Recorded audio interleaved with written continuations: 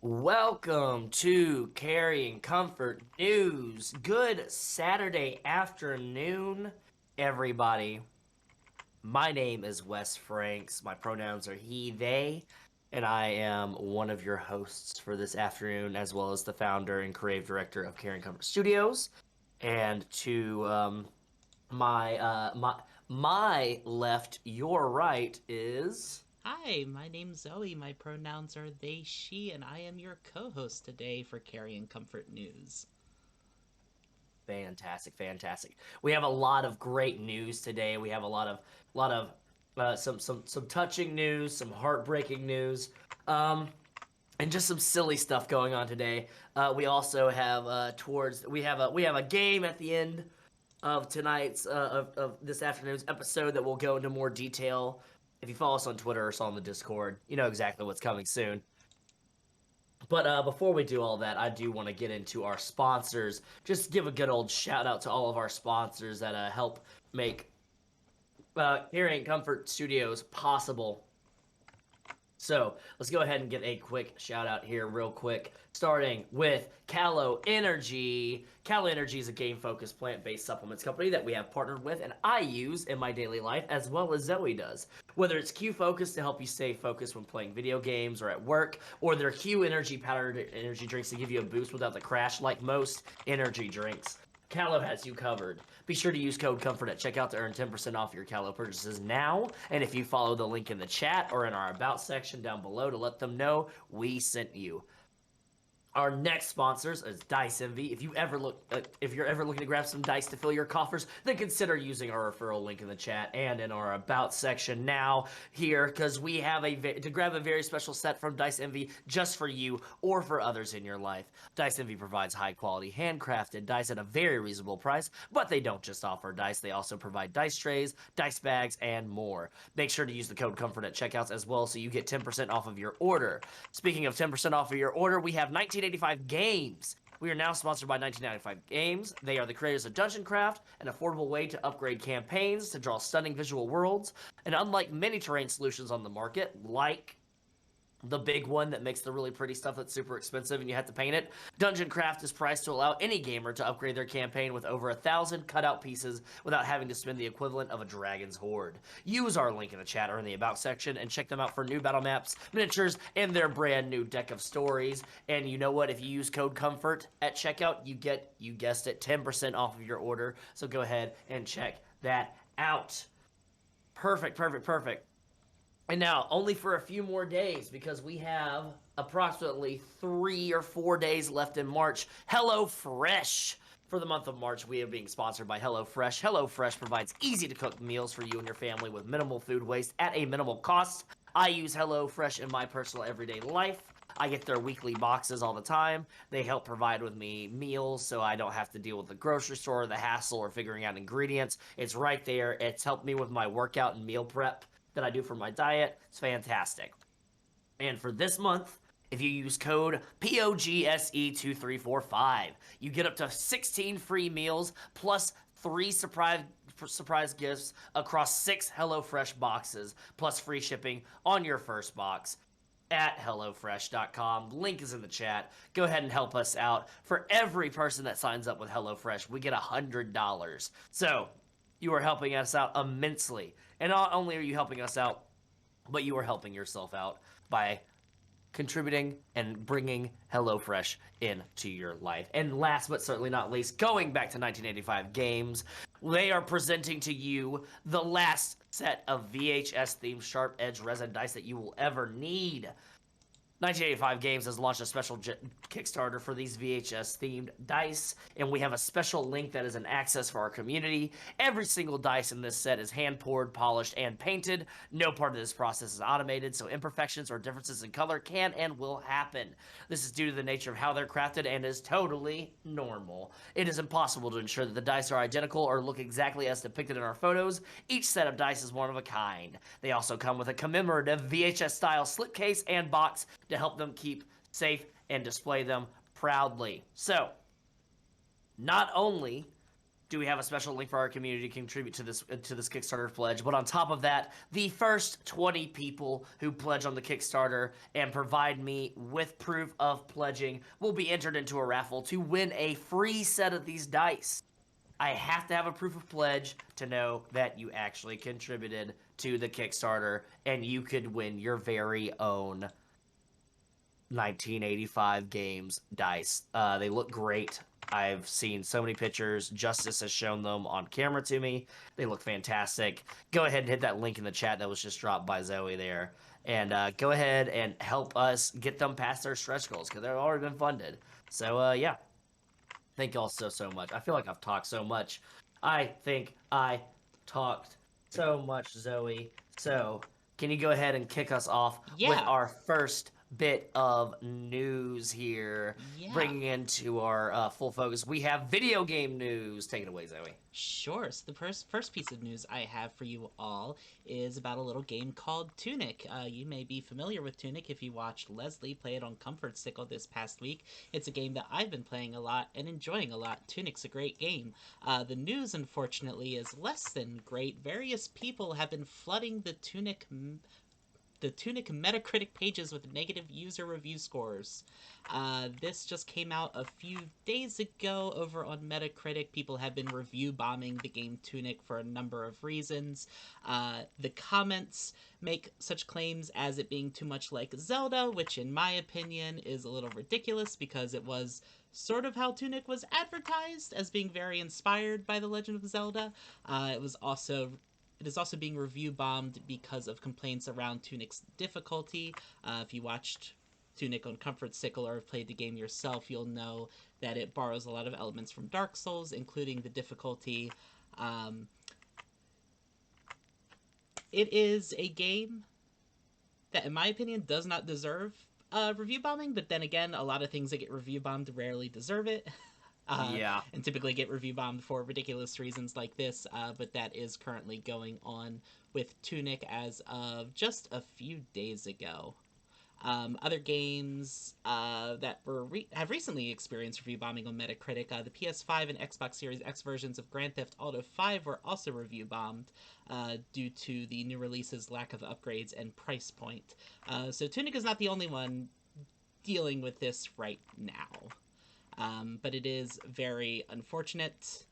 Tunic is a great, cute little game. It deserves nothing but good things, in my opinion. And it's a real shame that people are being the way people on the internet are. I don't think that's a controversial take. I do not either. I'm not going to dwell too much on this because we've already had this conversation, and it happens every time in Games Discourse. If you're on Twitter, then you know exactly what I'm talking about. Review bombing something for a game being difficult, bringing up something about a game being difficult, I feel is very unfair in most cases because there is an intention. There is intent for that. I know a lot of people will cry accessibility for that, and I don't want anybody to get me wrong. I do champion having better accessibility in video games. What I believe in that is having, subtitle size be an option, colorblind options for games that are available for people that have amputations, things of that nature, for blind, deaf, hard of hearing, things of that nature for players, accessibility. When it comes to difficulty, I always, and I talked to Oz about this in the car yesterday when I was driving with Oz yesterday. I always see people complain about like Dark Souls and all these other games about how they're too difficult, so they're not accessible. When that is not the case, that is their intent. Dark Souls does have accessibility options. The menus are atrocious. The UI is awful. Things of that nature. There are a lot of things that you can play, but the difficulty is not. People champion the game Hades for accessibility. For difficulty reasons. That game is hard as shit. And they're like, well, it has a God mode. Well, the God mode only gives you more health. The God mode does not make the game easier. It just makes you be able to take more hits. And it's a sliding scale. It scales upward. The more you die, the more hits you can take, kind of deal. I don't know. Review bombing it because it seems like it's Legend of Zelda, too much like Legend of Zelda. I don't know. it's just wild. It's just wild. It's people. At that point, at that specific point, it feels like people review bombing just for the sake of review bombing, hating on a game just for the sake of hating on something that's getting popular. Yes. Yeah. Like how 1,000 times. How many games have been released in the history of video games that take heavy inspiration from Legend of Zelda? There's like a ton of them. There's over 100. There's so many. Yeah. We couldn't possibly list them. It's ridiculous. Games like any other media take inspiration from the things that have come before them. And it's why Battle Royale got so stinking popular. Yeah. It's why Elden Ring is popular because of Breath of the Wild. Mm-hmm. Things of that nature. And like, I don't even like Breath of the Wild. I like Elden Ring. I didn't like Breath of the Wild. That's just my own personal opinion. But like, it's the same thing about people saying like, oh, we don't have original stories or anything like that. Well, it's like, homie, my brother or sister or non-binary friend in Christ, we have not had an original story in a long time. It has been a very long time since we had an original story. I can tell you that most stories that are being told are either Shakespearean, mythological in scale. Mm-hmm. And they've just been tweaked, changed, subverted, adapted, updated to fit present thinking or to tell a present story. But the core beats of the stories tend to be the same. Yes. Like if you boil anything down to its core element, it's going to be like something else. Brian, you don't like Breath of the Wild, so I have to go. I had the thought that was a very controversial statement to make. That was going to get us canceled. You're not the first person in my life that has left my life because I did not like Breath of the Wild, also known as Studio Ghibli Skyrim. But that's just me. No, I feel like there are some design flaws with that game. Mm-hmm. I don't think that if I grab the Master Sword, it should be able to break. That is something. The weapon durability is I'm just not a fan of it. It's not my style of play. Durability, the whole concept of weapon durability should have gone away a long time ago. I don't know. I think the only other this will probably show a lack in like the variety of video games I personally play, but the only other game I can think about where like weapon durability was a constant thing that frequently ruined the experience for me is Fallout New Vegas. And I still play the shit out of Fallout New Vegas. I constantly go back to it, but the weapon durability is a nightmare. Yeah, Breath of the Wild. We've gotten very off of Tunic and review. We've gotten very off of Tunic. We have just to say, yeah, Breath of the Wild. It is a good game. It is not a game for me. I am a Legend of Zelda fan. That game does not feel like Legend of Zelda to me. Mm-hmm. And that's my own hangups. Like, it doesn't feel like Wind Waker. It doesn't feel like Link to the Past, which are like two of my favorite Legend of Zelda games. I fucking love Wind Waker. The dungeons didn't feel varied enough for me. The puzzles didn't feel varied enough for me. But that's on me. That is my issues and my trauma to go through. That is not on anybody else's opinion. I will never say that anybody has bad opinions because they like that game. But no, that's just me. Yeah. But yeah. No, but definitely go buy Tunic. Go play Tunic, and if you play Tunic, go review Tunic, and go give a helping hand out to those developers. They've done a really good job on that game. That game is so fun, and it looks great, and the sound design is great. Finji did a great job with that. So please, if you do buy it, hard. Go ahead. Sorry, it is hard. It is a hard game, but I'll say this compared to Dark Souls, I have not run into a point where I have reached a part that was difficult to get through and then been set back significantly. Like in Dark Souls, where you'll have to run a mile to get back to where you died and will probably die and lose all of your souls. I found with Tunic, it's very easy to like run past things and get to the spot you needed to get to, or the bonfires are relatively close to each other. I don't know. Indeed. Yeah, but what's that? Go buy Tunic. It's great. It is. Yeah, go do it. It reminds me of Death's Door, and Death's Door was one of my favorite games of last year. And it has that similar, that very cute style, isometric point of view, Dark Souls style combat, where it's challenging. It's challenging. It's difficult. It's a game. It is meant to challenge you.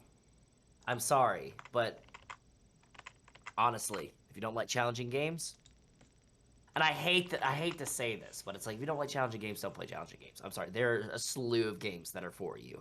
There are a slew. And now that might sound like a dick. It's like, well, I want to play this one. I should be able to play this one. Well, it's like, I don't know. That's not the intent.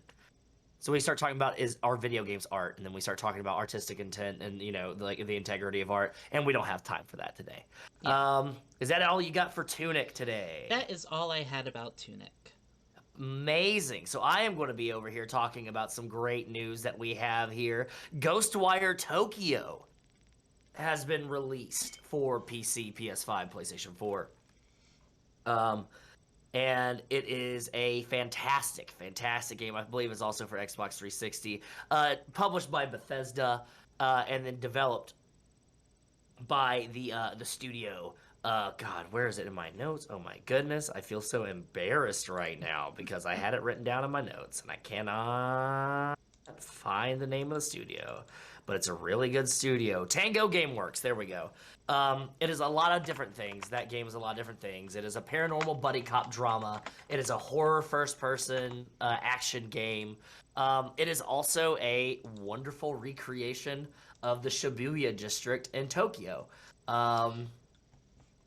Story is you play a guy who gets into a car accident during a massive, it seems to be like a terrorist attack that seems to happen by a man wearing a Hanya mask, and who unleashes ghosts upon Tokyo, and people start disappearing, and you're trying to find your sister who is in the hospital.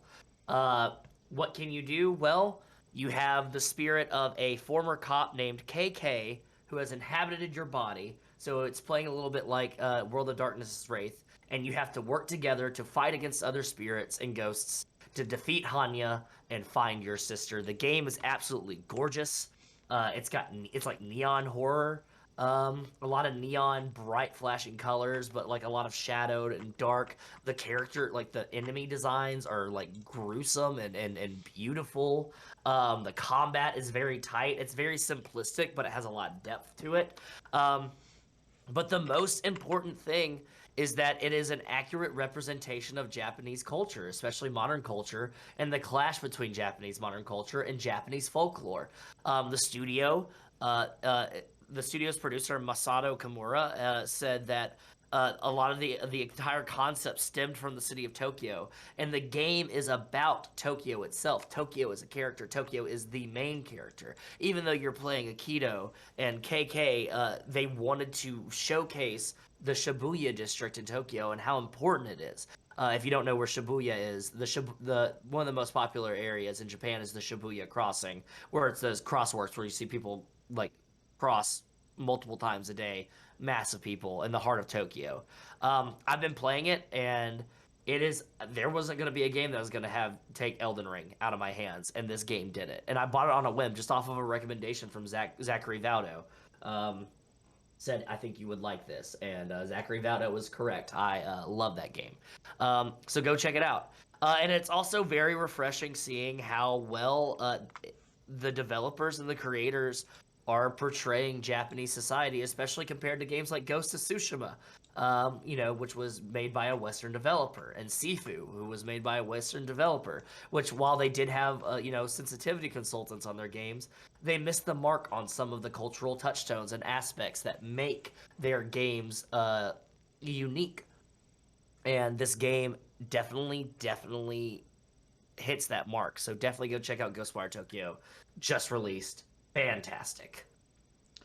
Right. I've heard a lot of good things about that game from you and from other people who have been playing it, and it is on my list. It seems really cool. It's the same studio that made The Evil Within, right? Evil Within and Yes. Evil Within 2? Yeah, hell yeah. Yes. I played those games a while ago, a little before I started really getting into horror, so I wasn't able to get through a lot of them because I was still very easily spooked when those games came out, because I am a giant baby sometimes. But they are really good games, so Ghostwire Tokyo is definitely a game that I'm going to play probably when I finish Tunic. Amazing. Yeah, definitely pick it up. It is worth the full price. And I was talking with Zachary last night. I would love to see an anime come out of this. Ooh. I would also love to see other Ghostwire games. I would love to see like a Ghostwire Beijing or Ghostwire New Orleans or something. Like make it a whole series where it goes to different cities. That would be fantastic. I love originality that is coming out in video games with like concepts and development of different like mechanics and things and storylines, where it's refreshing takes on old storylines that are familiar. Fantastic. Perfect. Cool. Hey, I have something to tell you all about. All right. Unless you had more about Ghostwire Tokyo. Oh no, that is it about Ghostwire Tokyo. Just go play that goddamn game, you idiots. Xbox is having a raffle on Twitter right now, where you follow and retweet for a chance to win a Sonic 2 Xbox Series S custom console and controllers.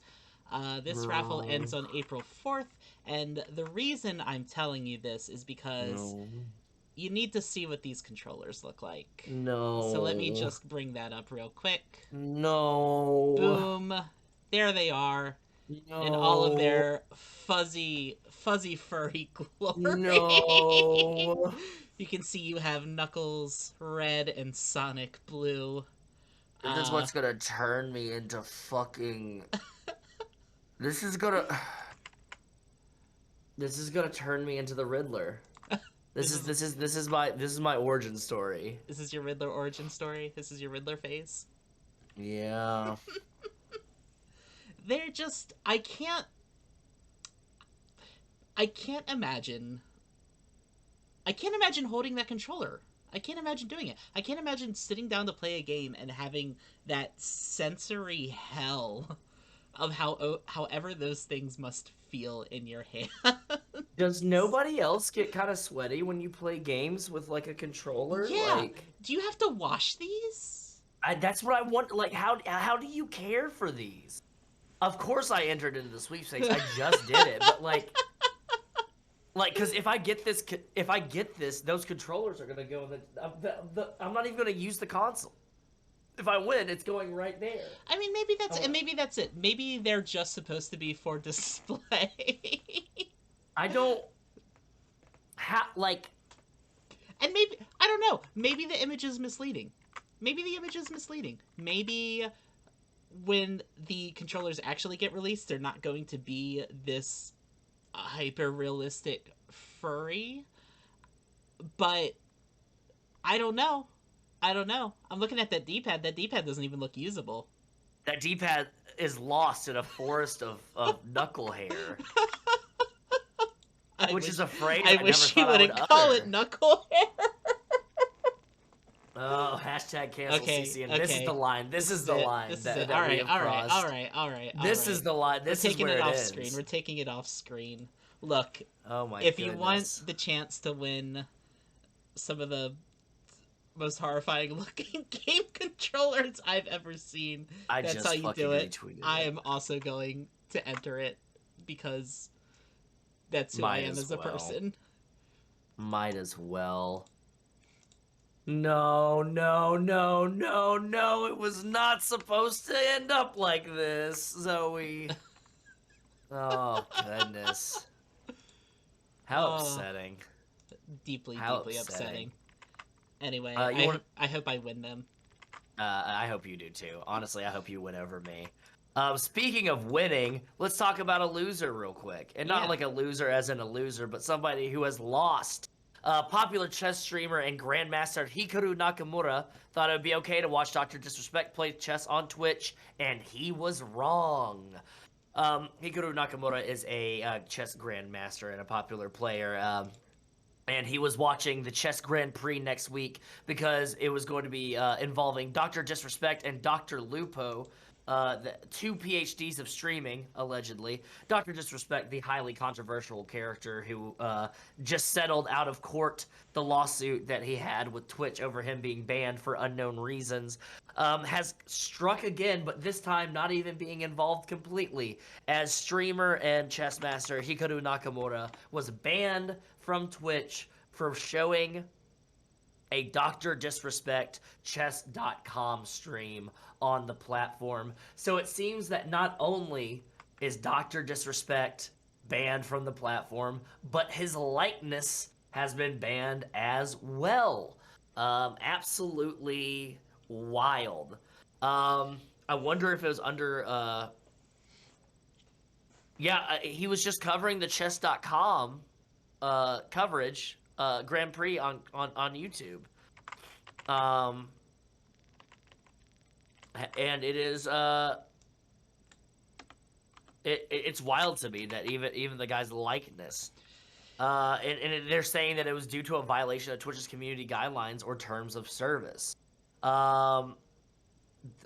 A lot of people, a lot of different websites, Polygon, Kotaku included, have tried to reach out to Dr. Disrespect or Twitch, and they have not heard out anything, any comments or anything like that. Nakamura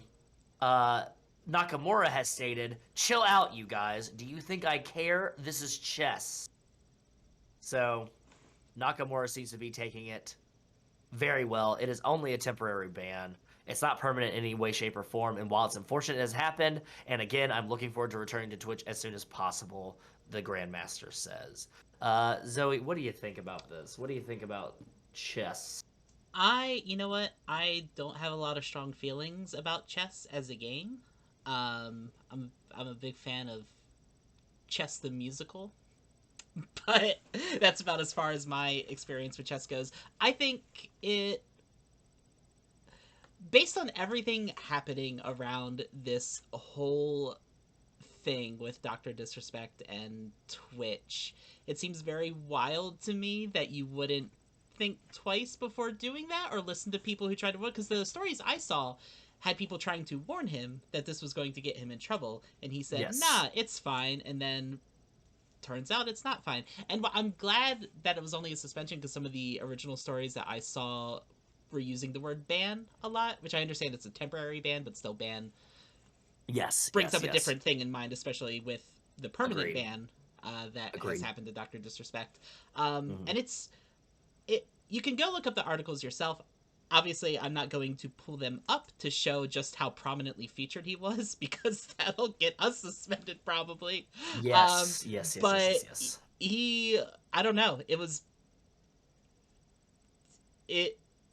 was nothing short of just streaming Dr. Disrespect, someone who has been permanently banned from Twitch. It seems like a really either poor, uninformed decision, or I don't know. I don't know what was going through his mind when he did that.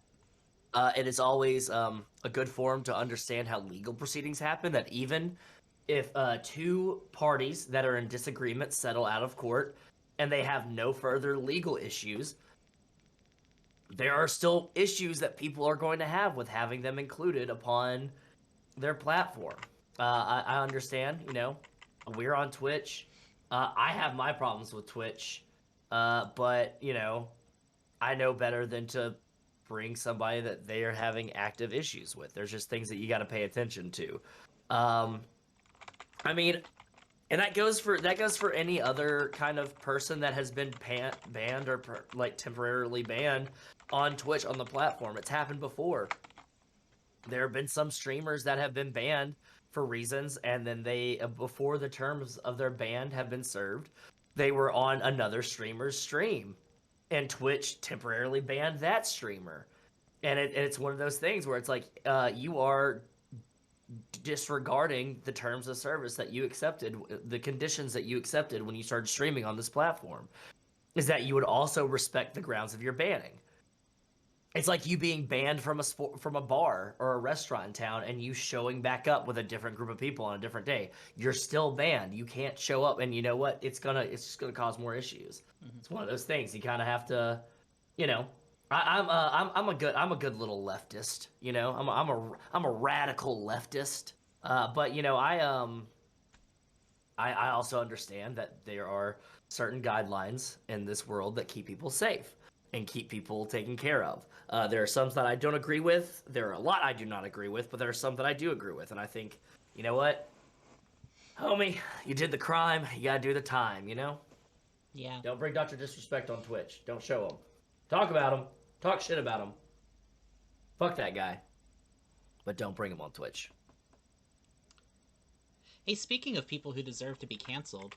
Oh, God. The lead designer of Avalanche Software's Hogwarts Legacy has left the project. Troy Leavitt, whose YouTube channel espoused Gamergate sympathies and other far-right cultural criticisms, said Thursday evening, this was a few Thursday evenings ago, to be fair, that he had parted ways with Avalanche and would explain more in a YouTube video later. I don't want to talk about this game very much. Yeah. The reason I had this bookmarked to talk about is because something that frequently comes up when I try to tell people, hey, please don't buy this game or play this game. Please stick by the things that you proclaim to support. The pushback that I got a lot, personally speaking, is, well, we don't want to support her, but we want to support the game developers. We want to support the people who worked on the game. They don't deserve to be punished for blah, blah, blah, blah, blah. Yeah. I don't care. I don't care. And yeah. This is honestly the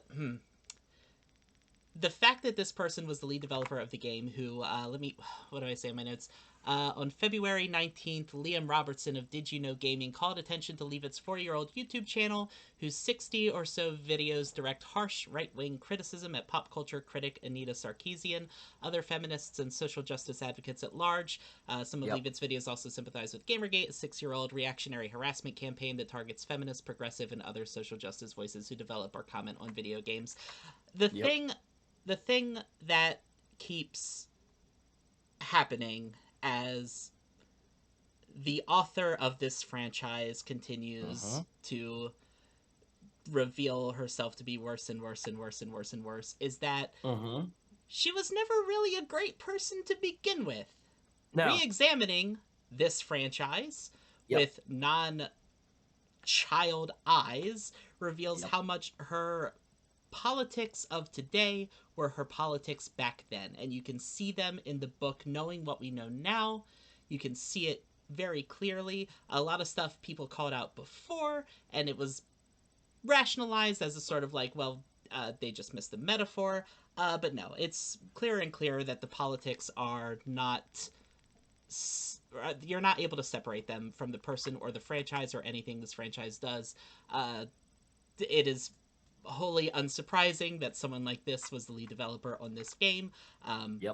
Again, I'm not going to talk about a lot of details about the game, but if you look into what the game is about and some of the plot lines, you can see that they are really not even making an attempt to make it not shitty. I don't know. It's... Don't buy it. Don't play it. It is originating from a franchise where a bad person is still being benefited from it, even if they are not receiving direct money from it. It is still what they use for their platform, their very influential platform. Bad people are working on it. I don't know. That's how it goes. That's how it goes sometimes. My stand on this, and this will always be the case for Harry Potter. A lot of people bring up Death of the Author. There have been people that have talked about this in video essays. You can go find those video essays on YouTube. There's been some very, very popular people that have talked about this before. She's not dead.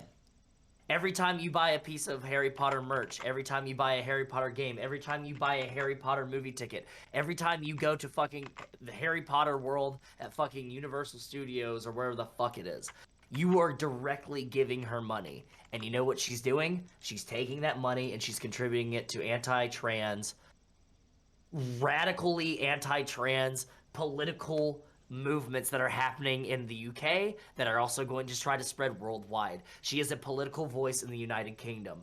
I am not saying her name because I do not like her name. I do not like her. I do not think she is a good person. I do not think she has ever been a good person. She has utilized a narrative that she was down on her luck and she brought herself up by her bootstraps, and she wrote a whole book on a napkin. Guess what? The book series reads like she wrote it on a fucking napkin, okay? It's not good. There are better YA fantasy novels out there for you to read. I will give you a full fucking recommendation of them. There's a lot of great ones out there, and guess what? When you buy them and you support them, you're not supporting TERFs. And that's the big thing. So, I get it. It was a part of your childhood. It was a part of everybody's childhood. It was a part of my childhood, too. I wasn't as big as a fan of the series. I like Series of Unfortunate Events a little bit better. I think it's better written. That's just me. I have a tattoo of like, I have a tattoo for the series. I do not have a Deathly Hallows tattoo. I do not have all this, like, I'm stretching while I'm doing this. Thank you, Volinar. When you go onto Twitter and you say, I support you as an ally of transsexual people, of non-binary people, I support you and I want to support you. How can I help? You can research, you can do research, you can read shit. It is out there. Do the work yourself. Google is free. I say it all the goddamn time. You can not give your money to people that are actively funding anti-trans bills that are happening in the United States, in the UK, and other places abroad. This includes Disney. We talk about Marvel stuff on this show. We talk about Star Wars stuff on this show. I'll say it right now.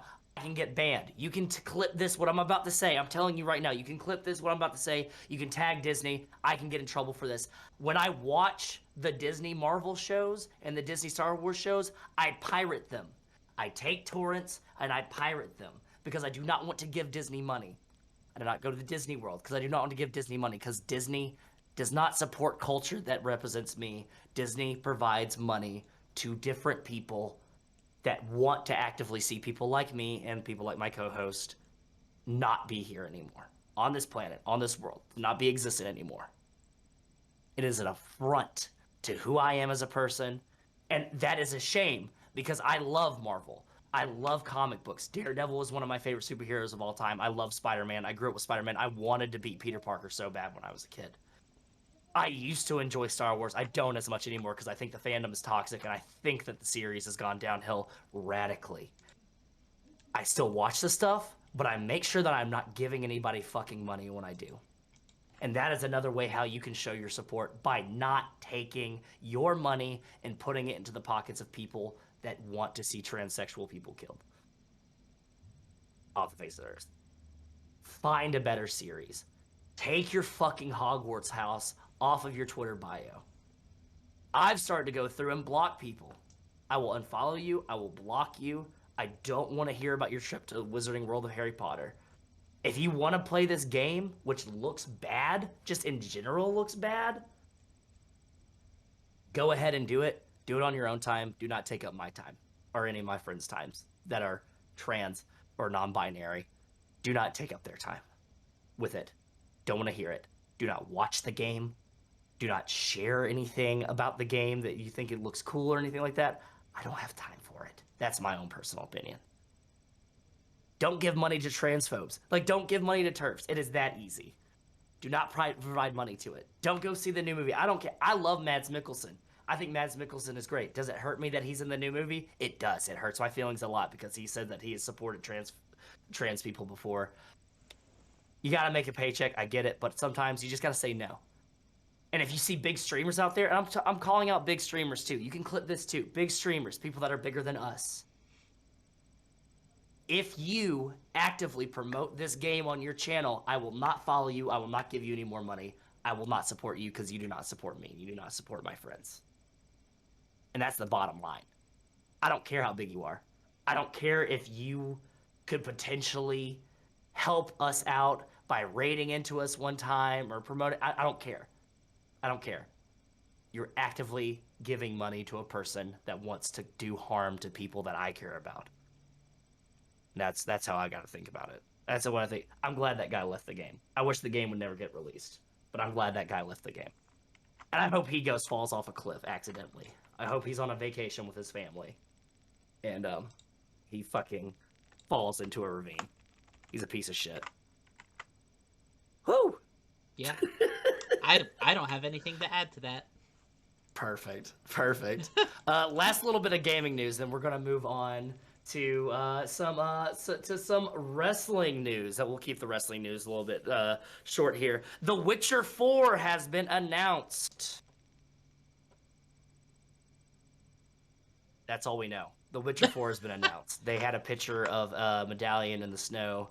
It said The Witcher: A New Saga Begins. It seems that they're going to be teaming with Epic Games, but technically using the Unreal Engine 5. They're not going to be using the Red Engine. Talking about CD Projekt Red.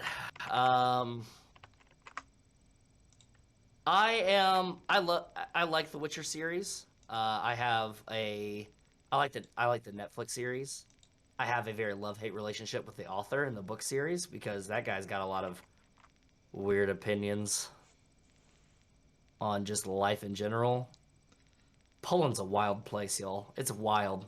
I watch a lot of streams from Poland. The book series gets a little weird. I've also pulled up the graphic that was posted on Twitter so people can see what we're talking about.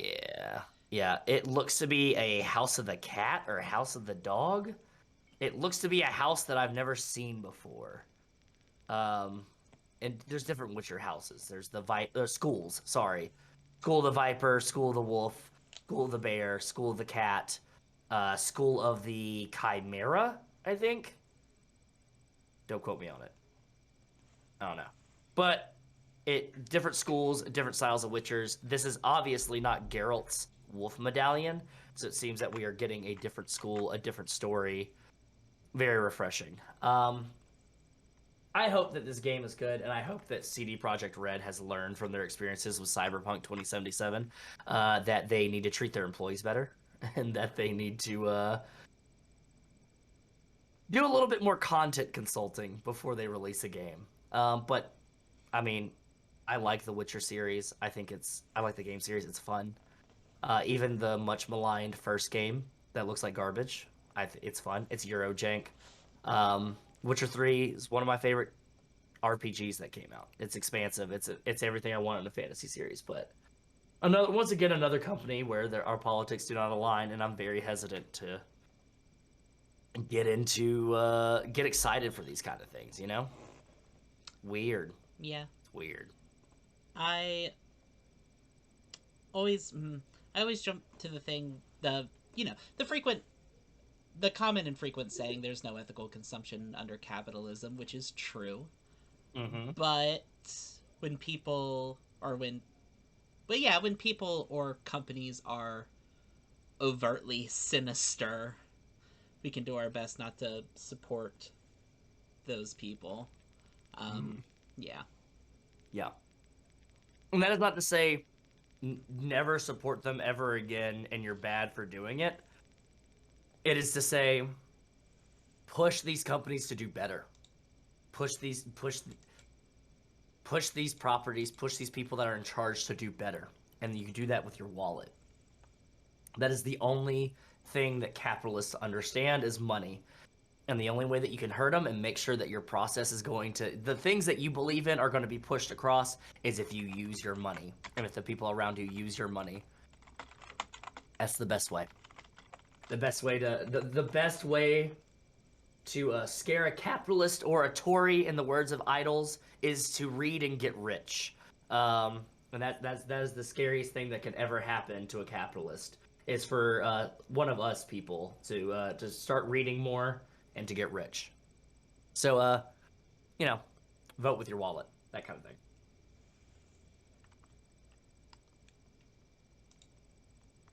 Perfect.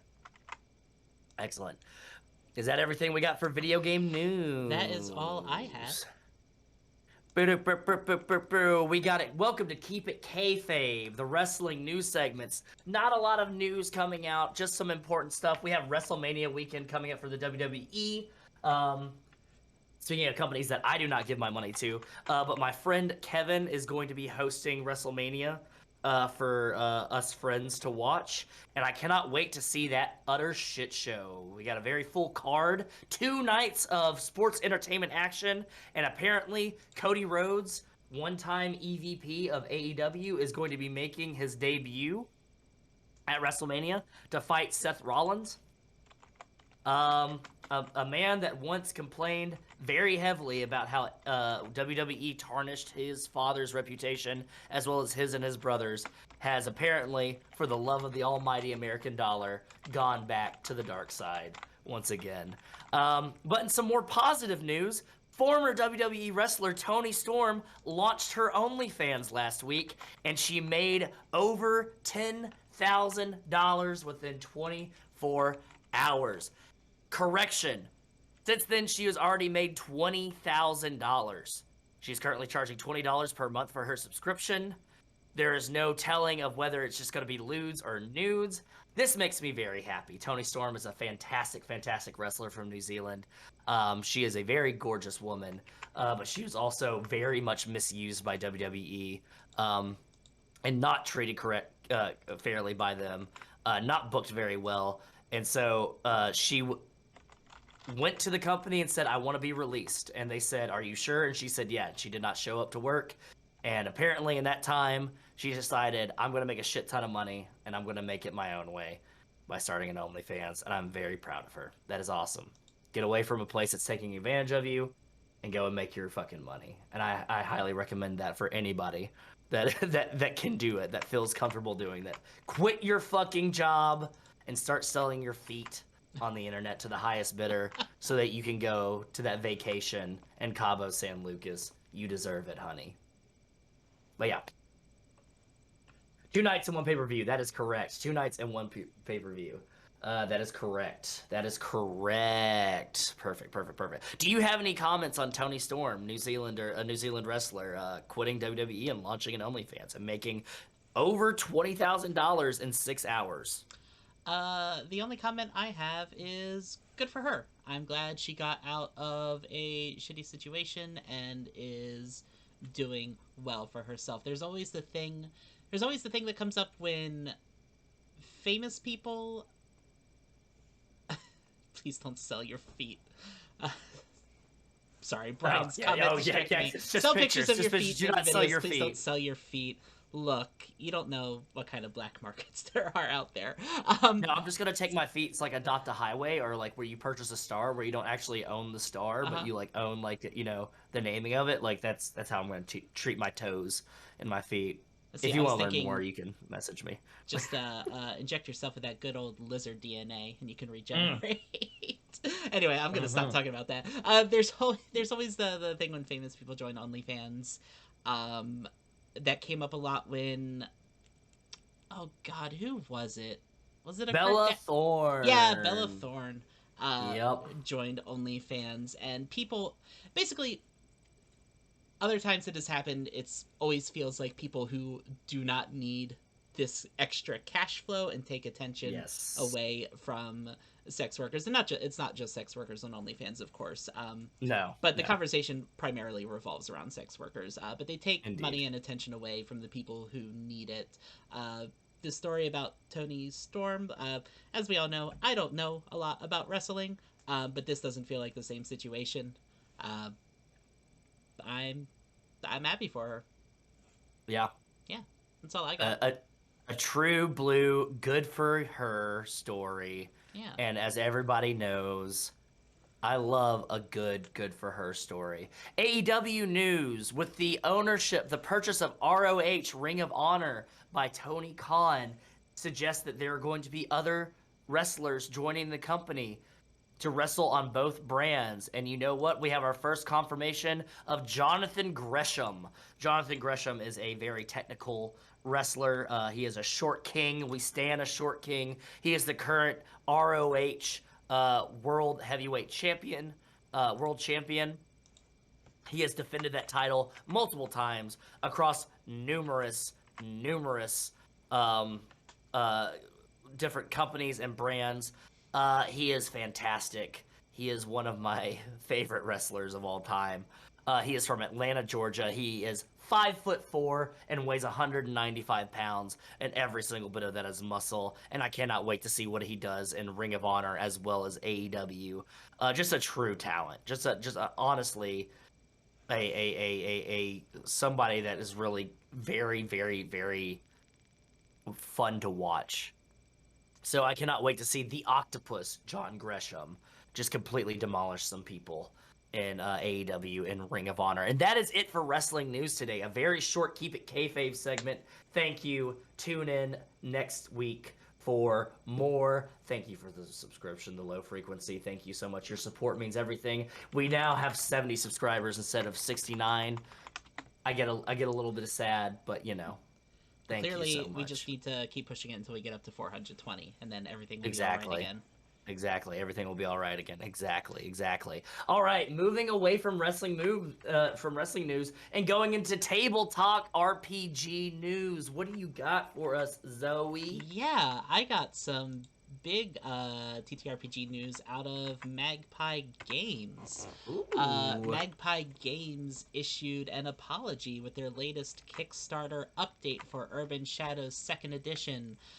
First and foremost, we want to apologize for the slow progress and many delays this project has seen. We've faced unprecedented challenges in the last year, both in terms of team struggles due to the ongoing COVID pandemic, as well as the sudden pressure of a massively successful project we hadn't predicted would be so big. The statement goes on, but the core thing to take away from here is that they have offered full refunds for anyone who wants to claim one. They have offered all of the backers a chance to pool their backing if they so desire, with, of course, an appreciation and thanks to those who do not. But because of the constant delays, they have made this an option for the Kickstarter backers. Kind of weird. What? It's kind of weird. There's been so many delays with that project. Yeah. It's just 69 plus 1. The 69 will always be there. Thanks for looking on the bright side of things, Brian. You really know how to cheer someone up. Really liquid and glass type of a way to look at it, and I really appreciate it on this Sunday afternoon. I backed Urban Shadows on Kickstarter, so I have been there for the delays. The game was supposed to come out in winter of last year, if I remember correctly. And of course, it is now March of this year, so that hasn't happened. I have frustrations and also understanding. I get where they're coming from with the whole we didn't expect this would blow up so big. So they didn't have the staffing they would have for something like Avatar, which we talked a little bit about. Avatar, a game that was also funded through Kickstarter for Magpie Games, was funded after Urban Shadows and is already coming out. That said, Avatar is, of course, a much bigger intellectual property that most definitely was expected to become a huge thing, so they actually had the resources allocated to that ahead of time. Yes. Unlike Urban Shadows, which seems to be the takeaway from that statement, is that they just didn't give it the resources it was going to need. Not out of malicious intent or anything, of course. Just it's how it happened. Yeah. Go ahead. The thing that's weird for me, and I might just be a little picky, simple bitch about this, but this is a 2nd edition for Urban Shadows. There's already a first. I've got the book. It's fucking right over there on my shelf. I've got the 1st edition book over there. This is a 2nd edition update, correct? Yes. And since then, Magpie has kickstarted and released another whole game that had a new, complete rule system, a new one, correct? Yes. Seems a bit odd. It just seems a bit odd to me. Yeah. And there are from the quick start guides that have come out for Urban Shadow 2nd Edition, and as someone who is currently running an Urban Shadow 2nd Edition home game and has played in Urban Shadows 1st Edition, there are significant rule changes that I imagine a lot has changed between the quick starts due to playtesting and player feedback. And that may also have something to do with it. Yeah, there's been a lot of extra rules and extra elements added to it, some of which have been cut down since the quick starts first started coming out. That was Okay. a mouthful. You did it though. I'm very proud of you. I did it. I did the whole thing. Yeah, I share your frustration while also trying to be understanding, because I like sense. the content Magpie puts out. I like the Yes. people who work with Magpie that I have encountered through Yes. like their Discord and the Kickstarter and the Magpie curated play program. I've had very little. I don't think I've really had any negative experiences with it, or with them as a company, other than this, which has been frustrating. So they have been more than accommodating with me, because we do have a Urban Shadows Second Edition game coming out this summer, the Fables game, Fables Once and Future. But they've been very accommodating with me. I reached out to them and I said, "Hey, are we allowed to do this?" Essentially, I was like, I don't want to step on any toes that y'all might have in doing APs or anything like that, and also like broach them, be like, if you would like to sponsor this or anything like that, please. And they said, we don't have a lot of updates, but we'll be in contact with you. They sent me a lot of materials that I can use. Like, they've been very accommodating. So I get it. I mean, they've been they've handled a lot of things very well. Yeah, I get it. It's just frustrating. Yeah, but I mean, it comes with the territory. Yeah.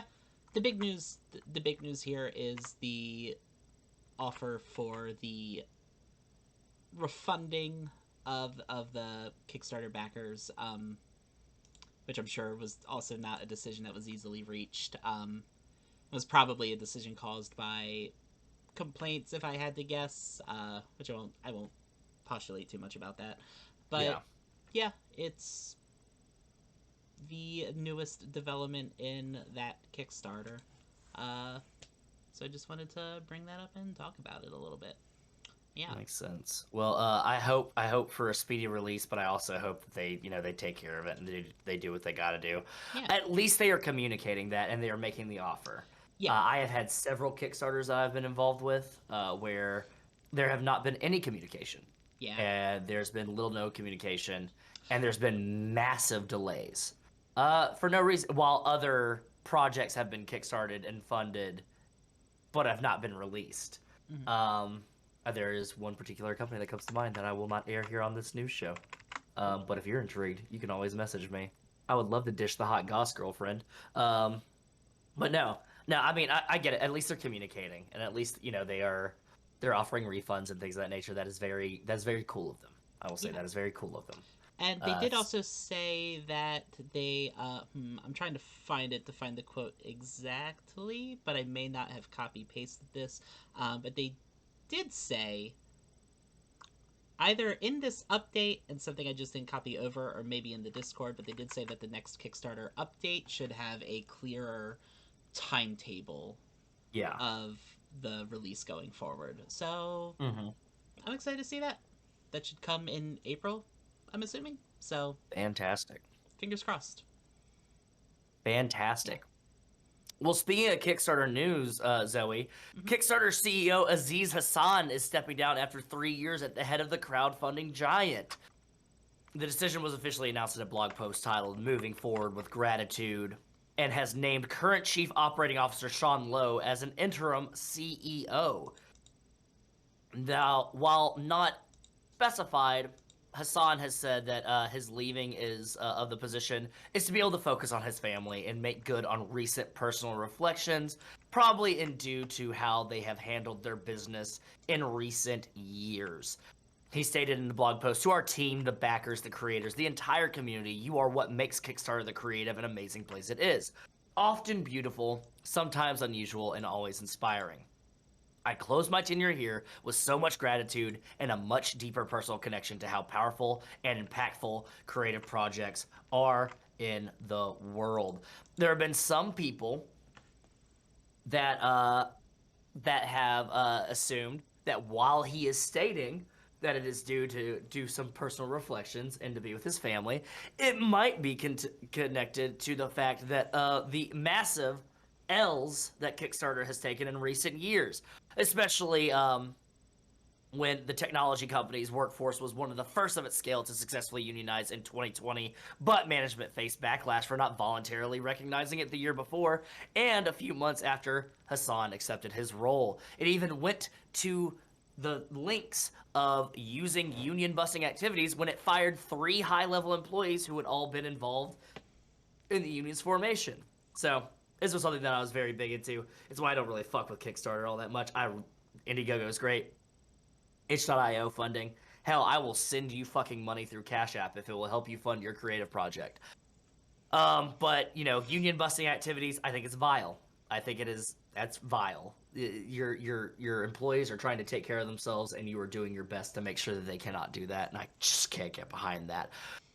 Continued L's. So you got L plus ratio plus fell off, plus you tried to invest in blockchain technology that would focus on having Kickstarter utilize mainly cryptocurrency to do the funding for the projects instead of cold, hard cashish. And that was something that a lot of people could not get behind, especially when dealing with the very, very, very much maligned NFT technology that is out there as well. So that was another L.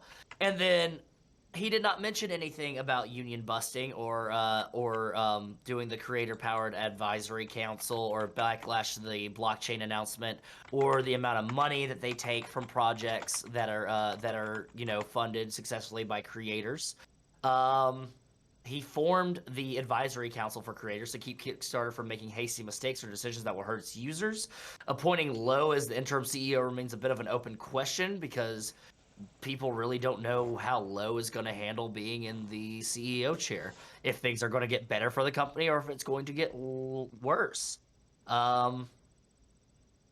It seems that they are still wanting to go forward with utilizing Bitcoin and NFTs, but they are putting a halt to it. But just hiatus. They have not finalized anything with it. What do you think about that, Zoe? I think everything you said makes sense. I think he absolutely stepped down for at least a combination of those reasons.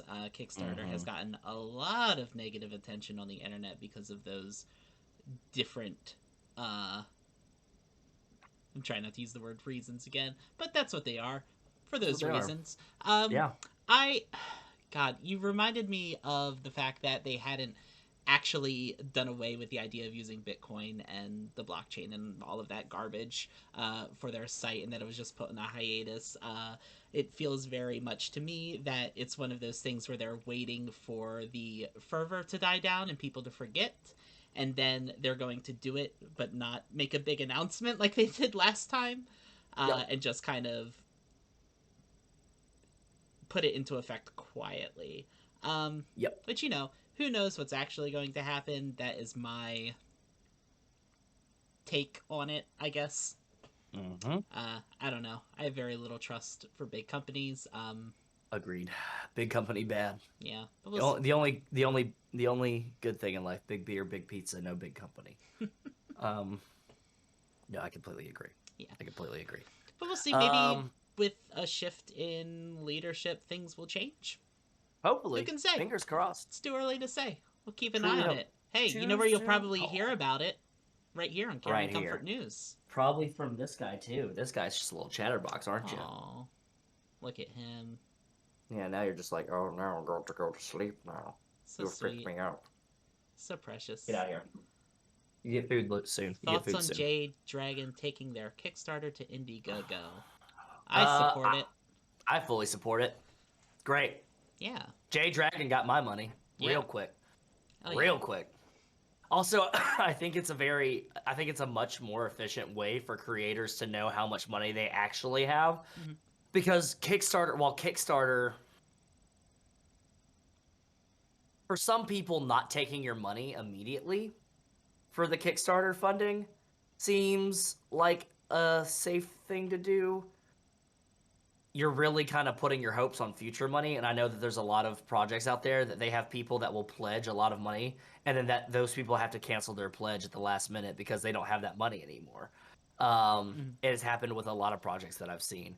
And I think it's a much more efficient way of being like, oh, yeah, no, I got this money now. Here's my money. Take my money. And then, yeah, I'll get my, product when it's funded and everything like that. And then if it doesn't get funded, then they refund you later on down the line. I think that's a much more efficient model to take it.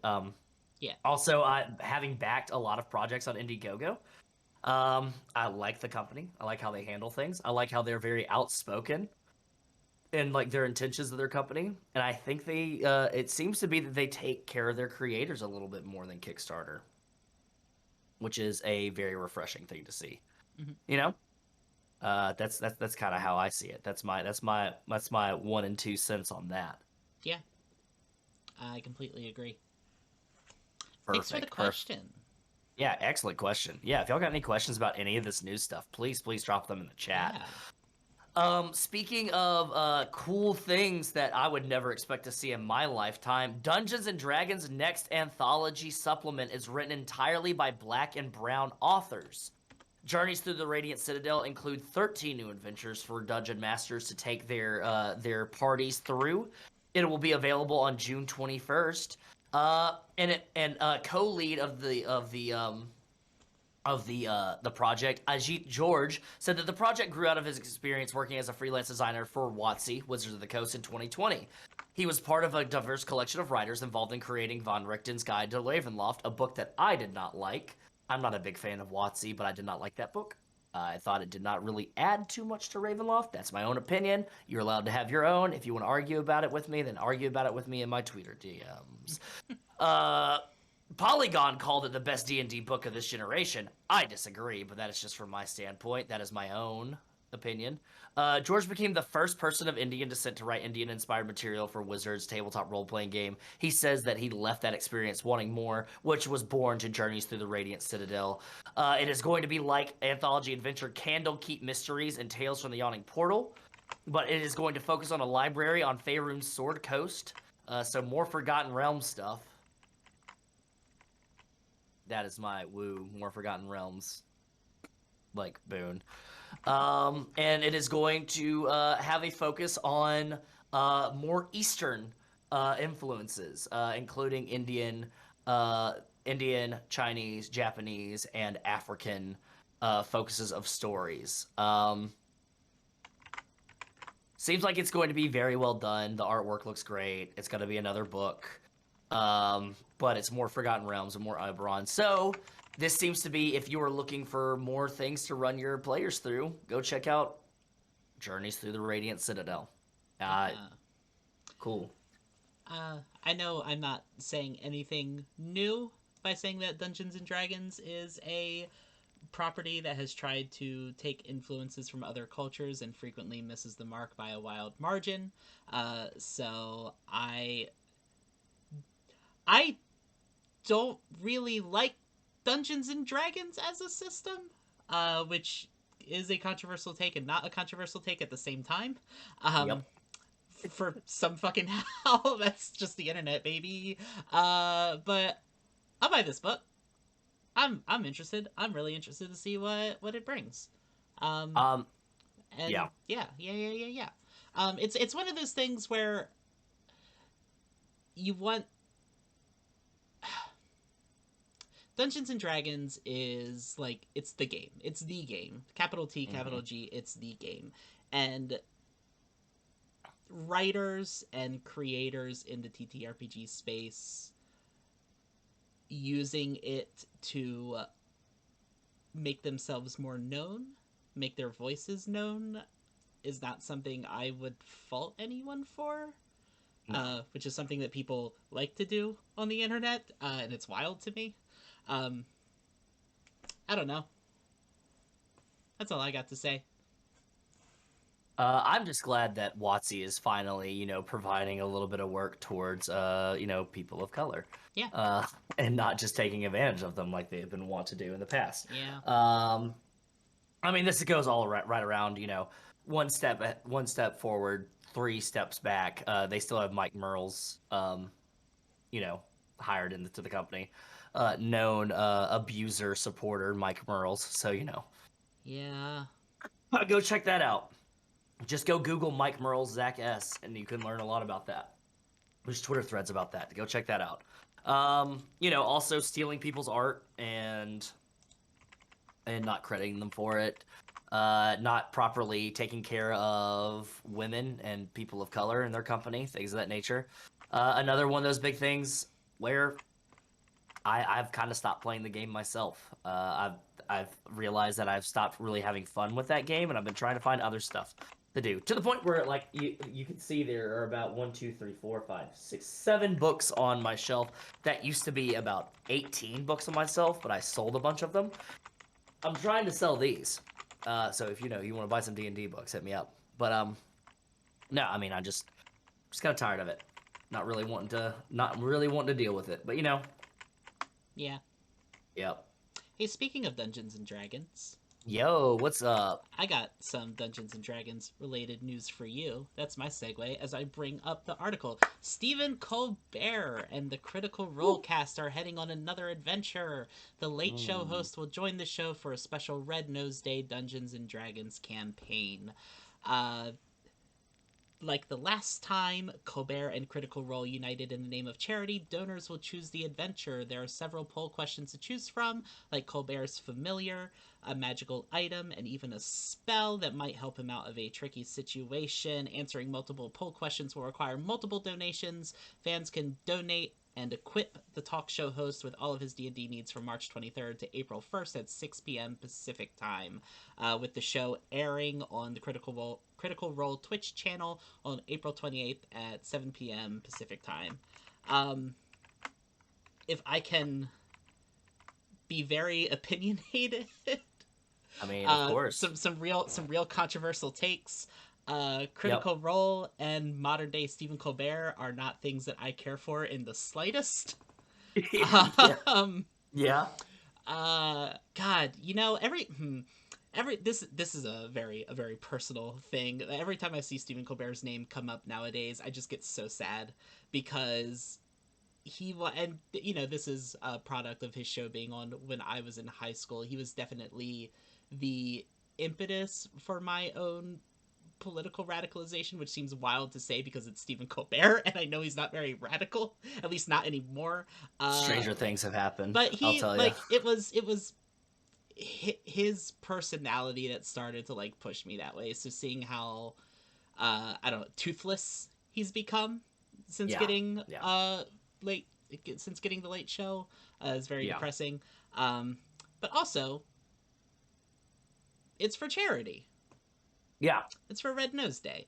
So it's a complex thing. And to be fair, I don't know the people of Critical Role that well. I can't comment on them. It's more of the culture surrounding. Some might the fandom. say not at all. Yeah, I don't know them at all. Yeah. But it's my issue extends more to the fandom culture surrounding this show. Yeah, they're bad. I can't really make comments about the people or the show itself. Critter bad. Yeah. That's. I was talking about this with some friends the other day. Like I have watched the show and I've enjoyed some of the show and I've not enjoyed some of the show. I don't have any big opinions on it. I'm sure they're fine people. They do a lot of good work. They also do a lot of harmful stuff. They are so big now that they don't have to deal with this stuff. Every time there's discourse around their show, they don't even talk about it because they have critters that will do it for them. They're a big company. They don't have to worry about this shit anymore. Yeah. I am all for them supporting Red Nose Day. That is great. Hell yeah. Take care of, Red Nose Day is great. It helps fight against child poverty. That's something that really needs to be dealt with. And they have a lot of money. And they have a lot of people that watch that have a lot of money. So, use your money for a good cause. And go ahead and, do that. I'm all for it. Like, I'm like you, where it's like, I don't really care much about Stephen Colbert anymore. Like you said, he has lost his spine. Somebody help him. Somebody help find his spine. Find his whole ass skeleton. Find his spine. It is gone. It is gone. Somewhere in the Comedy Central studio lot. No one can say for sure. Yeah, and then Critical Role, fandom bad, critter bad. Show's all right. It's fine. I've got my own opinions. Other people have their own opinions. I've been yelled at either way. But no, it's cool. I like them seeing them do stuff for charity. It's very fun. I like seeing them step outside the box too and do something interesting. I wish many. Sorry. Tell us your Taz takes. Ooh. Natalie, I don't have time to get into my The Adventure Zone takes. I have a lot of them. I have a lot of fun McElroy takes that my McElroy takes ride the fucking spectrum of oh boy. We'll dedicate a whole episode of the show for Patreon. Yeah. The TLDR is the fandom surrounding the Adventure Zone is also, or the fandom surrounding the McElroys is also garbage. You gotta incorporate it all. Yeah. Oh boy, yeah. the no bad vibes rule that they have tried to. Oh God, what's the word? Inhabit. Yeah. And has spread throughout the people who are fans of their shows and their contents is garbage. There need to be some bad vibes. There need to be some bad vibes sometimes. That's the TLDR. Sometimes there have to be bad vibes. That's how the world works. It can't be no bad vibes all the time. You know, there's a bunch of other stuff about like not paying their artists properly for the graphic novel, but they do also do a lot of charity work too, like Critical Role, and their content ranges the spectrum of really good to really bad. The Adventure Zone's what got me into like actual plays. The Adventure Zone is what got me into Powered by the Apocalypse games because they played Monster of the Week for the second season. It's another one of those things where I have a very strong personal connection to their content, and it's very upsetting when you realize like how not great they actually are once other stuff starts coming up. But again, it's a whole thing. It's a whole very complex thing. Yep. I completely agree, Taz. It is we need to get rid of stan culture as like fandoms, as like online communities and stuff like that. Fucking stop standing people. Yeah. Stop standing politicians. Stop giving full devotion to people that do not deserve it. People are fallible. They are human. They are going to make mistakes, and they are going to routinely make mistakes, and they need to be held accountable for it. And it does nothing when you completely throw your lot and your fucking whole personality behind somebody who doesn't know you exist. Mm-hmm. Enjoy their work. Enjoy their art. For the love of God, you know, please support it. But stop going to bat for people that don't know who you are. And, like, stop going to bat for people that don't need you to go to bat for them. Those McElroy boys, they got a ton of money. They got a lot of money. They don't need you to go to bat for them. They got lawyers for that. You know, let them answer for themselves. And same thing with Critical Role. Same thing with, you know, all this other stuff. Good for them for doing charity. Fuck yeah, it's amazing. Hopefully they, you know, when things like this happen, they learn from their mistakes and they do better. Yeah. Critical Role and the McElroys are similar in that they've fostered a community of people who treat them like they're just people hanging out, and they're not anymore. That's how it started. Sure. Yes. More for the McElroys. The Critical Role people were all like prolific voice actors to begin with, so the idea that they were ever just people hanging out is fucking wild to me. The McElroys, sure, but at this point, like, they're a business. They're a franchise. The McElroys are a franchise. Yeah, I don't know. Fantastic. Yeah. Well, that all right was all I had for TTRPG news. Perfect. I got a couple of movie news. Yeah. And I'm going to let you go through yours, and then I've got one more little bit of thing to talk about. Then we can get into our game. Yeah. So the Oscars are tonight. And we were going to report that Rachel Ziegler, who plays Maria in Steven Spielberg's West Side Story movie, was not invited to the Oscars. The director and other actors were invited, but Rachel Ziegler, who plays Maria, arguably the main character of the show, one of them, was not invited to go to the Oscars, which is odd. Rachel Ziegler's 20 years old. She is filming Snow White, the live-action version of Snow White for Disney. This was like one of her first major roles. She does a great job. If you have not seen West Side Story, the movie, it is on HBO Max right now. Go watch it. It is beautiful. The musical is great. I love the musical because I was in the musical twice. One of those times in a role that was much more fitting for who I am than the other time. But like Leonard Bernstein, love Leonard Bernstein, love his music. John Coltrane is in it. The music is fantastic. It's Romeo and Juliet. Yes, yes, yes, we know, but it's beautiful. It's wonderfully done. It talks a lot about race, poverty, misspent youth, love, um, the American dream turning into American nightmare, immigration, what it means to grow up being Puerto Rican in America, which is something that I am attached to. Only a little bit of me though, because my family, a handful of my family comes from Puerto Rico. So it's great to see that. Movie's beautiful, shot wonderfully, choreographed wonderfully, singing does great. Rachel Ziegler does a great job. And it's odd because typically when a movie gets nominated for Best Picture, they typically invite the cast and everybody to go to the Oscars. And everybody hated that, apparently, when they announced that. Including Russ Tamblyn, which if you don't know who Russ Tamblyn is, Russ Tamblyn played Riff in the original 1961 version of West Side Story. He also played a certain doctor from Twin Peaks. Yeah, he did. Yeah. Dr. Russ Jacoby. Tamblyn. Dr. Jacoby.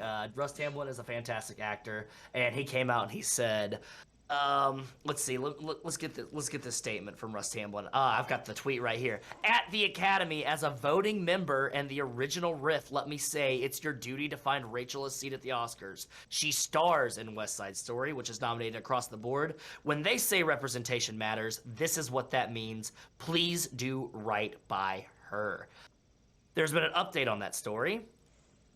The spokesperson for the Oscars has come out and said that we in fact shall be allowing Rachel Ziegler to participate in the Oscars. Not only will she have a place to sit and things of that nature, but she will be presenting an award for the Oscars as well. So good for her. She's 20 years old. She's doing great. She's going to do fantastic. She has told people to stop harassing everyone, which is good. She's like, please stop harassing. Please, you do not have to do that. Let's all just respect the process, and I'll get off of my phone. Signed, R. So yeah, I'm very happy for her. That movie was really good, and that movie, I hate that it was much maligned by the fact that Ansel Elgort's in the movie.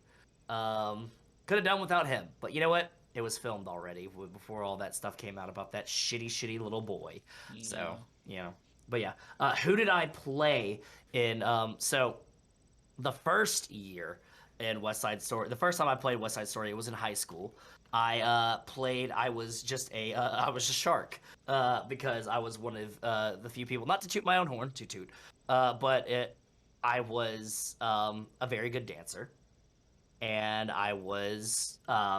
able to do salsa and other Latin-inspired dances much better than a lot of the other people. And so, but they had to make me look like a shark. And so it was not a great time for me. I was in high school. It's one of those things where, you know, you just kind of have to fucking just deal with it. And then the second time I did it, I was in college and I played Riff. A much more fitting role for me, I would say.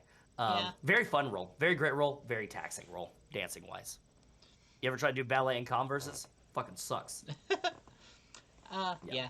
That's a, I think, I don't know, that is a frequent thing that comes up in theater, I think, especially when you are very young and don't understand things and listen to the people who are older than you and should know better. I know that I was in a show, a little show called The King and I, a show that I do not belong in at all. To be honest, no one in that cast belonged in, but I was also 16 and didn't know better because I was an idiot.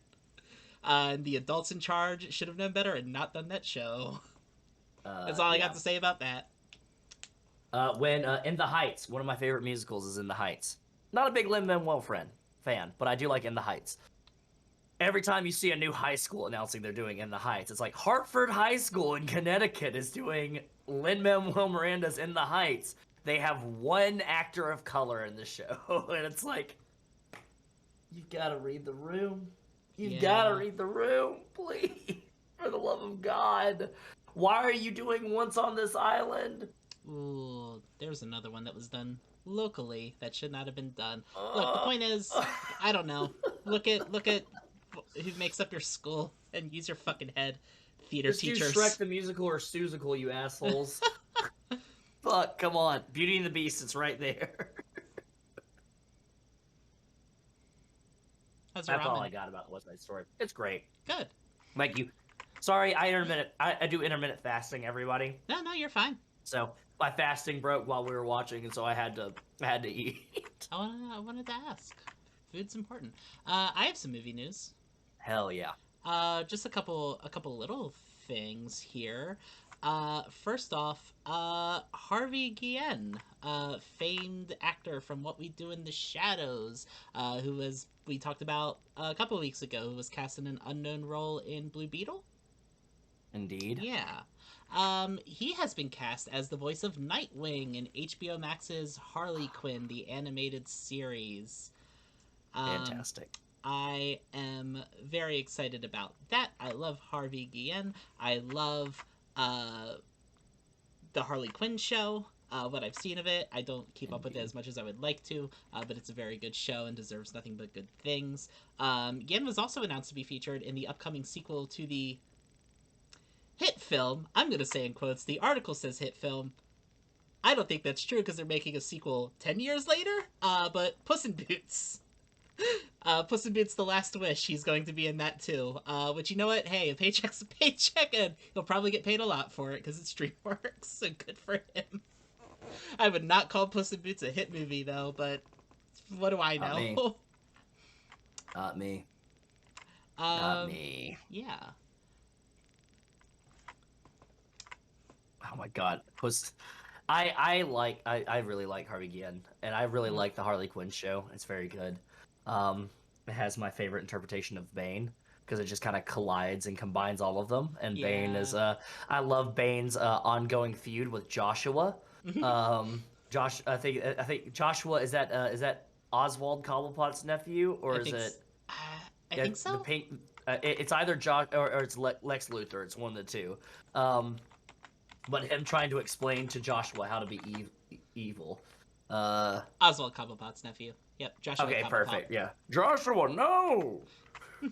You can't just credit card theft. Identity theft is a very serious crime, Joshua. No, like I absolutely love it. It's great. I'll blow up this hotel. Exactly. You're stupid. Blow up this thing. No, it's great. Bane's great. Scarecrow's great. A lot of the actors are great. King Shark's great. Ron Funches is not that great of a person, but Ron Funches does a great job in King Shark. Fantastic show. I'm very excited to see Harvey's take on Nightwing. I think that's going to be great. Yeah. Perfect. What else you got for us, Zoe? I got a couple other things. This one's real quick. There has been a Billy Joel biopic announced called Piano Man. It's been greenlit by Michael J. White's Gigantic Studios with Adam Ripp on board to write and direct. But guess what? Guess what, Wes? Guess what, viewers at home? If you tell me the one thing that I think you're gonna tell me, I'm gonna spit. Well, let me tell you, Billy Joel is not involved in the project and will not grant rights to his name, likeness, life story, or music.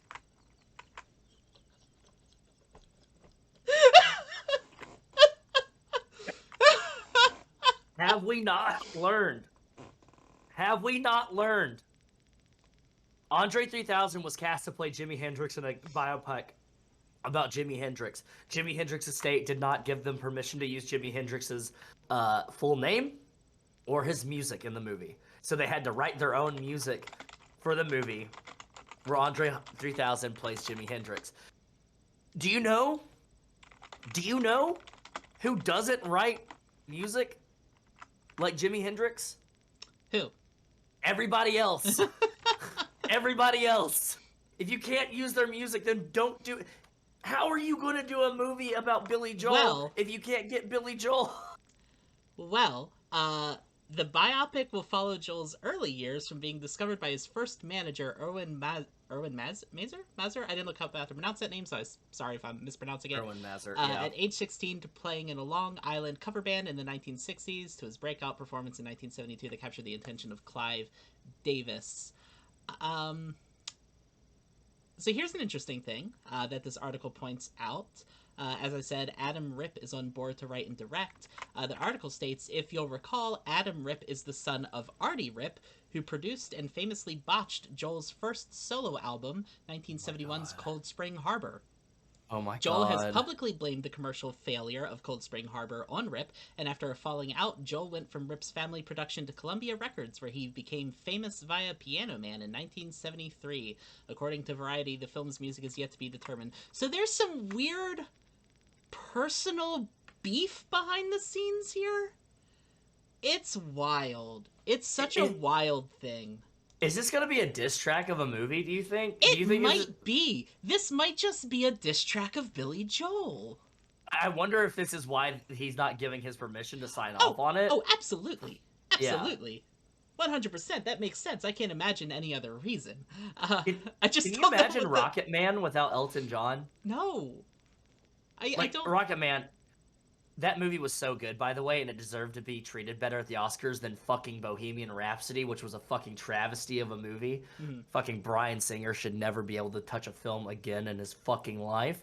I cannot imagine. That's so odd. That's like trying to do Springsteen without Springsteen. Oh my god. Like... I'm not even that big of a Billy Joel fan. I like Billy Joel. I like some of the Billy Joel songs. What the fuck does Billy Joel know about cameras? I don't. Just to quote Kanye West. No, but no. Like, I mean, there's been a couple of biopics that have come out where it's like it's about this person, but we can't say this person's name because they have not allowed us to. It's odd to me. It's so bizarre. Who would sign off? I don't understand. I don't understand the point of still making the movie. I don't know. It's wild. Hey, I have one more piece of movie news for you. Oh my god. That was a bombshell, and you've got... I got one more thing. It's related to what we talked about last time about the Obi-Wan Kenobi show and whether Darth Maul would appear. Because we had a conversation about whether the fact that Duel of the Fates was used meant not Obi Kenobi, whether that meant Darth Maul was going to show up in the show, and the hopes that it wouldn't because of how that whole storyline was resolved in Star Wars Rebels. Well, Darth Maul will not be appearing in Obi-Wan Kenobi. Darth Maul was initially planned to be in the show, but at some point his role was cut. The interesting thing about this story is that how far they were in the process seems to be up for debate. There has been other stuff with the behind the scenes of this show about the tone being rewritten and new writers being brought on board that I didn't pull up and don't really have a lot of time to get into. But Darth Maul seemed to be part of the initial story that got replaced along with all of those other, or rewritten along with all of those other things. The article states, as far as Ray Park's Maul goes, one source says Ray Park was on set for pre-production and was also involved in stunt training. The source says footage of Park may have been shot, although another source says it could have been test footage. Whatever the case, Park was back as Maul, or so he believed. In the overhaul, however, Maul was written out. One source says it was Filoni that conceptually keyed in on a way for Vader to be brought back as the big bad with the Grand Inquisitor. Character made popular by Filoni in the animated series Star Wars Rebels, also put into the story. A Lucasfilm source contradicted the account, saying Maul was never intended to return for the series, nor did Park come to set. Yeah. So, who knows? There is a weird paranoid part of me of the way studios play games like this about characters that makes me think Darth Maul's going to show up, and this is all smoke and mirrors to make us think he's not going to. Because I don't know, reveals like this are such a big event now, and I'm not super crazy about it. But that's my personal opinion on big franchises like this. I just want to say they probably decided not to take Ray Park and go forward with Darth Maul when they saw our last episode of Carrion Comfort News. Oh, definitely. And Yeah. and figured that that's probably the best option. No, I mean, I will say that's good news. It's not good news for the production that they had to completely rewrite the tone and bring in new writers. Yeah. That's kind of concerning because you know what happened. You know what other show that happened to? A little thing called Falcon and the Winter Soldier. Right. Because there was a whole plot line about there being a deadly virus that was spreading across the world, and the Flag Smashers were stealing vaccines to get them distributed to people because they were being held onto by the United States government. Mm-hmm. And then a little thing called COVID-19 happened, and then they had to completely cut that storyline from the fucking show, and it made it really weird tonally wise. Yeah, it sure did. It sure fucking really weird did. pacing. So yeah, quite concerning. I don't know. The stories ever, and again, I can't quote exactly because I didn't bring them up because I wasn't intending to talk about them, and then it just kind of came up in the Darth Maul story. From what I recall and from what I understand, the initial tone was going to be a lot bleaker and darker, and the overhaul was part of an effort to make it more hopeful, I guess. Which, I don't know. Feels like if there's going to be any period in the Star Wars timeline that is going to be bleak and sad, it would be this one. But what do I know? I'm not George Lucas or Kathleen Kennedy or David Filoni. Fucking thank God, right? Right? God, could you imagine? Could you imagine being one of those Could people? you imagine being actually famous that people added at every time they didn't like something in Star Wars? What a miserable experience it must be. Life and just no. I cannot. God, no. I cannot. Oh my God. All right. Well, fingers crossed. I can't wait to pirate that show. It's gonna be so fun. Fantastic. Do you have any more movie news for us, Zoe? No, that was all the movie news I had for the day. All right. Well, we have a game coming up soon, but I want to take a little bit of time. This is a content warning here. Trigger warning, content warning for death. But a couple nights ago, Foo Fighters drummer Taylor Hawkins was not found, but was sorry, it's hard to talk about. Was called dead at the scene of an ambulance call in Bogota, Colombia. Taylor Hawkins was the drummer for Foo Fighters since 1997. He was a drummer. He was considered to be Dave Grohl's best friend and collaborative, muse genius that worked on a lot of the Foo Fighters songs. I know a lot of people don't like Foo Fighters. A lot of people will consider them butt rock, and a lot of their past couple albums have been. But Foo Fighters were very important to me. Nirvana was very important to me growing up. Dave Grohl was very important to me. He's like one of my favorite drummers of all time. The Foo Fighters was the first concert that I ever went to. Like a first actual concert, not like a music gathering that happened in like bands in the park or anything like that, but like an actual concert that I went to. It's when they went on tour with Against Me and Jimmy Eat World, and it's the first time I saw Against Me, and Against Me is another very important band to me. If you've never listened to Against Me, please go listen to Against Me. They are great. But Foo Fighters was very important to me. Bogota Municipal Government issued a statement Friday night confirming that the city's emergency services received a call about a patient complaining of chest pain. The AP reports that ambulances were sent to the Four Seasons Casa Medina Hotel in Bogota, where the band was playing, or they were staying and getting ready to play a show that night. Health workers carried out resuscitation maneuvers on Hawkins, but the patient was declared dead. At first, they did not release what was the cause of death, but they have stated that after doing a toxicology report, they have found 10 different substances, including antidepressants, benzodiazepines, and opioids within his system. It cannot be stated whether or not he was a heavy recreational drug user. He was 50 years old. He was a drummer. He was also touring quite a bit. And if you know anything about bands and drummers and touring, it is very, very hard on your body. You develop joint pain, you develop arthritis, you develop back pains, you develop a lot of pains, and a lot of the times doctors, to keep you on tour and not out from surgery and things of that nature. So you can record and go on tour and everything like that. They will prescribe you benzos and opiates to be able to manage that. And also, you know, he's a former drinker. He was California sober at the time, which if you don't know what California sober is, that means you still partake in a little bit of marijuana, but you don't drink anymore. So he, you know, he had a little bit of a rock star lifestyle, and that takes a toll on your body as well. He was the former drummer for an Alanis Morissette, and he appeared in music videos You Ought to Know and You Learn. He officially joined the Foo Fighters,